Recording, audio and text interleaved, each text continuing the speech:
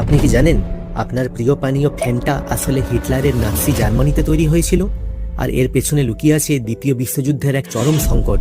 1940 সাল যুদ্ধের সময় আমেরিকা জার্মানির উপর কঠোর নিষেধাজ্ঞা জারি করে। ফলে কোকাকোলা তৈরির আসল ফর্মুলা বা সিরাপ জার্মানিতে পৌঁছানো বন্ধ হয়ে যায়।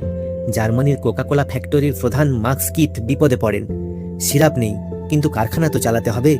তখন তিনি সিদ্ধান্ত নেন হাতের কাছে যা আছে তাই দিয়ে নতুন কিছু বানানোর। তিনি পনির তৈরির অবশিষ্টাংশ আর ফলের খোসা মিশিয়ে তৈরি করলেন এক অদ্ভুত পানীয়। তার টিমকে তিনি বলেছিলেন এটি তৈরির সময় নিজের কল্পনা বা ফ্যান্টাসি ব্যবহার করতে। সেই ফ্যান্টাসি শব্দ থেকেই জন্ম নিল আজকের ফ্যান্টা। যুদ্ধের সময় যখন মিষ্টির খুব অভাব ছিল, তখন জার্মানরা ফ্যান্টা শুধু পানীয় হিসেবে নয়, রান্নায় চিনির বিকল্প হিসেবেও ব্যবহার করত। যুদ্ধের পর কোকাকোলা কোম্পানি আবার এই ব্র্যান্ডটি দখল করে নেয়। আজ ফ্যান্টার 190টিরও বেশি ফ্লেভার আছে। এই ইতিহাস কি আপনি আগে জানতেন? কমেন্টে অবশ্যই জানান। আর এমনই তথ্য সমৃদ্ধপূর্ণ ভিডিও দেখতে তুহিনোপিডিয়া সাবস্ক্রাইব অথবা ফলো করুন। Thank you.